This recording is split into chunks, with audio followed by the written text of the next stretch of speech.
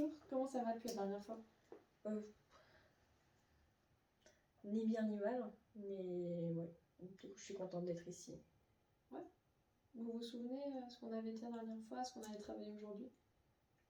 On avait parlé un peu des pensées. Ouais. C'est ça? Ouais, exactement.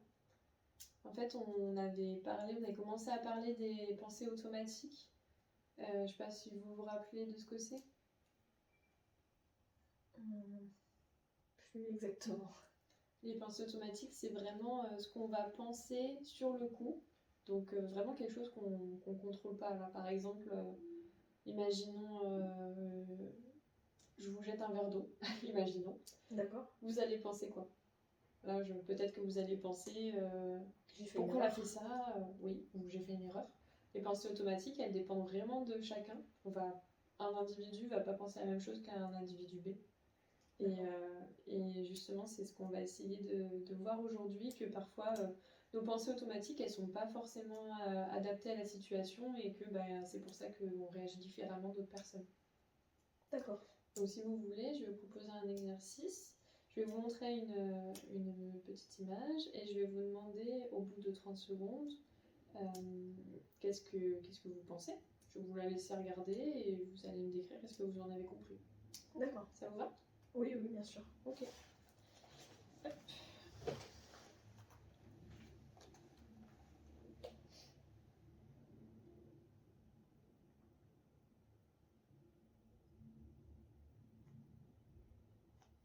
Qu'est-ce que vous en avez compris, Martha? Que la madame, elle est morte et que ils sont un câlin de cohésion entre eux, j'allais dire. Donc ils se réconfortent en fait. C'est ça, j'avais perdu le mot, merci. Ok. Et ils se réconfortent, elle est morte, donc du coup ils sont tous de la même famille. Oui. Là, oui. J'aurais tendance à dire que c'est la maman et le frère. La maman et le frère. Et c'est la sœur qui est morte. Ok. Est-ce qu'on peut imaginer, juste sur la base de cette image, du coup, que ça soit pas le frère, mais que ça soit par exemple son conjoint, la dame qui est dans le lit habité? Oui. Ouais.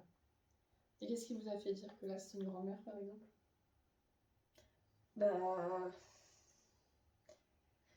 C'est moche, hein, mais c'est un peu le stéréotype typique de la grand-mère.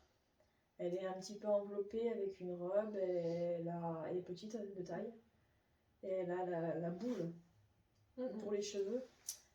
Et que c'est vrai qu'en général, c'est le portrait de la grand-mère qu'on nous montre. Ouais. Un peu la Mamie Nova, vous voyez.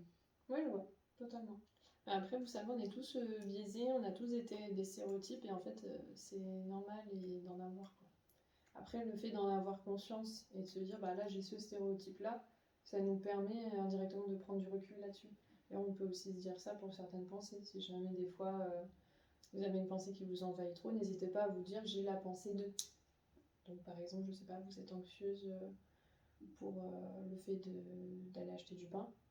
Au lieu de vous dire oulala, je dois aller acheter du pain, je vais devoir parler à la boulangère, vous dire juste je suis anxieuse parce que je dois parler à la boulangère, ça permet déjà de prendre un peu de distance. C'est un petit outil que je vous donne comme ça, je vous mettrai sur une petite fiche pour que vous vous en rappeliez. D'accord. Pour l'instant, on retourne là-dessus. Si c'était une autre personne, imaginons une personne plus joyeuse, est-ce qu'elle verrait la même chose que vous pensez?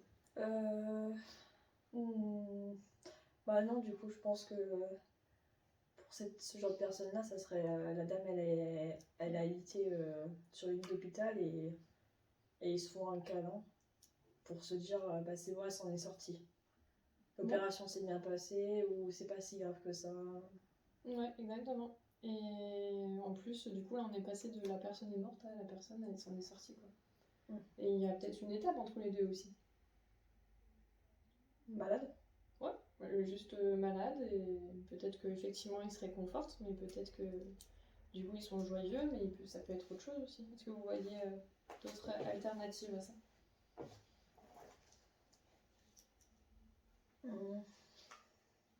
En plus, là, il se cache un peu Ouais. de la chambre. Du coup, je sais Je sais pas. Peut-être que eux ils savent quelque chose qu'elle ne sait pas et du coup ils sont mis sur le côté, ils en ont parlé et là ils se prennent dans les bras pour se dire on est ensemble et on va se soutenir quoi qu'il arrive quoi. Ouais, bah c'est une excellente manière de voir les choses. Déjà, on est passé d'une hypothèse A à une hypothèse C qui est diamétralement différente. Vous avez l'imagination pour moi, je trouve. C'est bien. Merci. Non, mais c'est vrai. J'ai un patient qui m'a dit, lui, qu'en gros, en plus, il est dans une situation compliquée avec sa femme. Il m'a dit que, en gros, le monsieur l'a trompé, la dame alitée avec la madame de devant, quoi. Donc vous voyez, il y a plein d'hypothèses possibles. Ah oui. J'aurais absolument pas pensé à ça là par contre. Ouais. Par rapport à la différence d'âge. Ouais, c'est vrai. Mais en même temps, est-ce qu'elle est possible? Oui. Non, tout est possible. Oui, j'imagine que oui. Ouais. Est-ce qu'on peut imaginer encore autre chose du coup?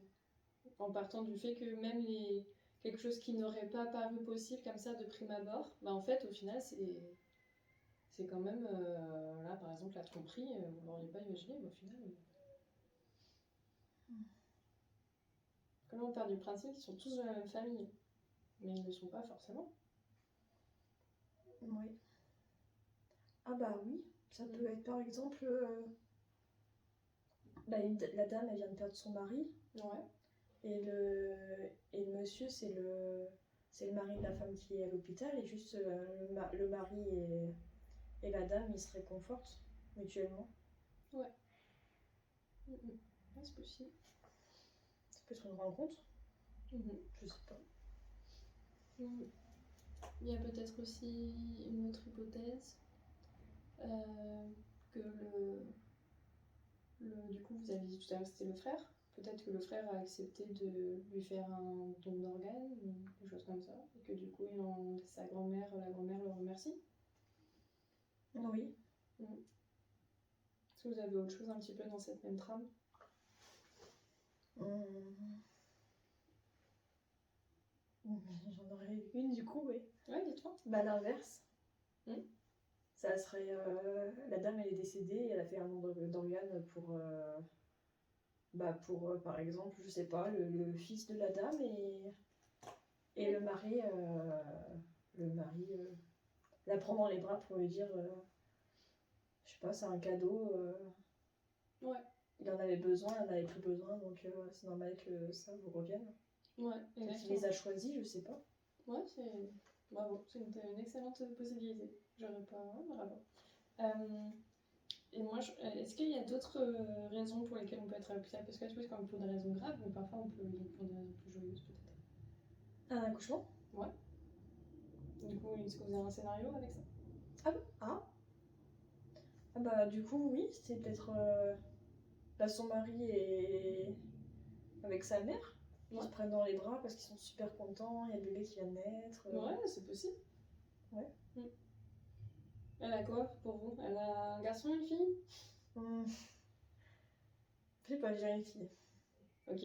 Et du coup, si elle a une fille, elle a aussi la possibilité d'avoir un garçon, des jumeaux, de tripler. Oui, c'est vrai. Ouais.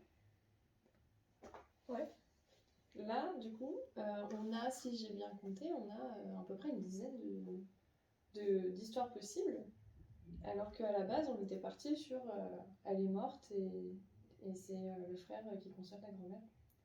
Est-ce que vous voyez est-ce que vous voyez un petit peu où je veux en venir? Est-ce que vous voyez le but de cet exercice?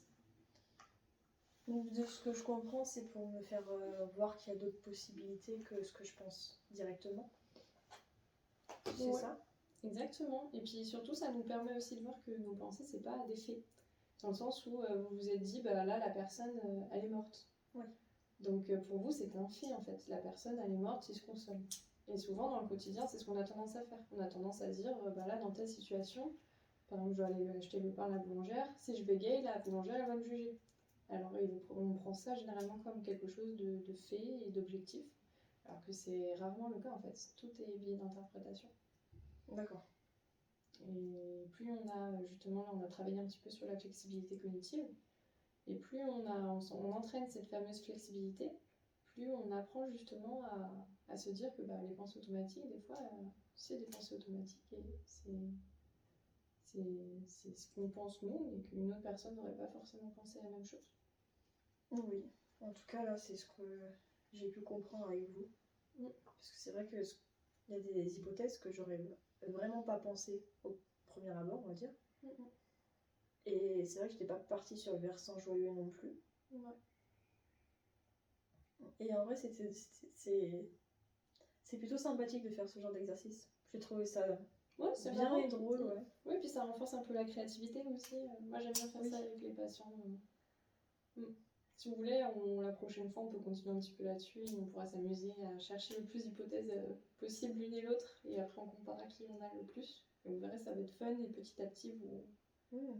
Ouais, ça me plairait bien. Ouais. Le but, c'est vraiment de se dire comment est-ce que j'interprète les choses pour mieux appréhender les expériences derrière. D'accord. Voilà. Bon, bah écoutez, je pense qu'on a bien avancé pour aujourd'hui. Est-ce que vous avez des questions?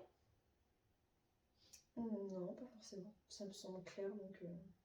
Ok, bah super. Bon, bah, à la prochaine.